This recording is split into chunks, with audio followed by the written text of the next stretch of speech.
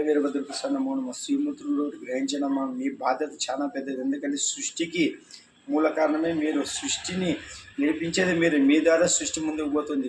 మీరు ఒకప్పుడు పద్ధతులు సనాతన పాటించినారు కాబట్టి మంచి యువకులు, మంచి పిల్లలు, సాంప్రదాయం పిల్లలు, సనాతన ధర్మ పిల్లల్ని మీరు తయారు చేసి ఇచ్చినారు. కానీ ఇప్పుడు అంతా పోటీ పెరిగి పురుషులతో సమానంగా ఉద్యోగాలు చేస్తే బిజీ అయ్యి మీరు సంపాదించడం, వాళ్ళు సంపాదించడం వల్ల పిల్లలు ఎవరు చెప్పేవాళ్ళక, గైడెన్స్ లేక అక్కడిక్కడ హాస్టల్లో వేసి పిల్లలకి ప్రేమలు తెలక విచ్చలవిడికి తయారయ్యి మారక ద్రవ్యాలకి రకరకాలుగా బానిసలు అయిపోతున్నారమ్మా. ఇది మీ శ్రీమూర్తులు ఒకటి గ్రహించండి.